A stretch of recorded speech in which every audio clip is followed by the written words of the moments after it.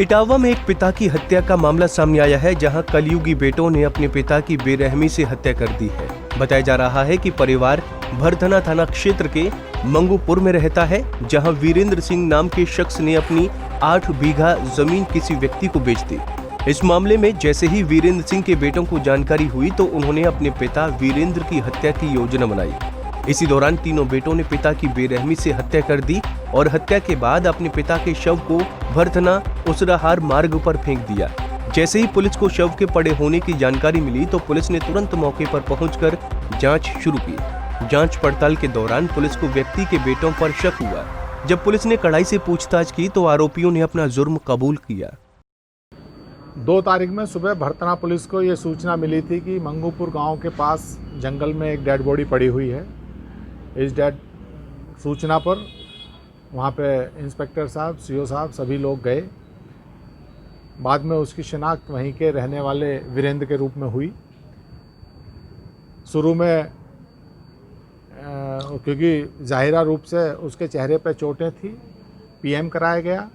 PM में हत्या की पुष्टि होने के बाद इस पूरे प्रकरण में पुलिस की विवेचना तथा परिजनों के जो इसमें मृतक है उसके लड़के ने जो तहरीर दी है उसमें मुकदमा लिखा गया।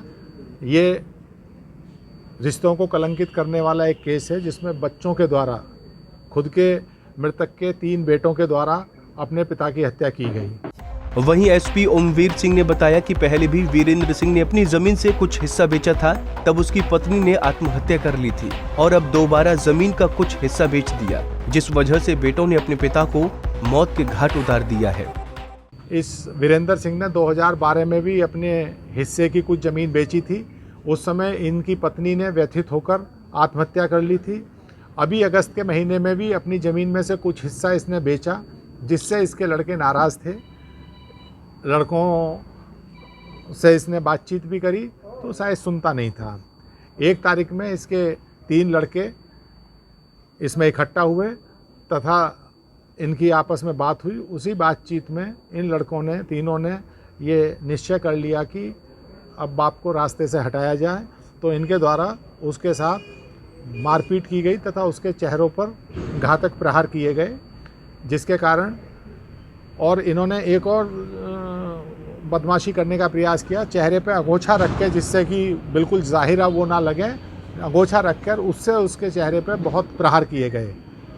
पीएम में 9-10 वार हैं, जिससे इसकी मृत्यु हो गई। फिर उसे हटाने के लिए और दूसरों लोगों को फंसाने का भी इसमें प्रयास किया गया।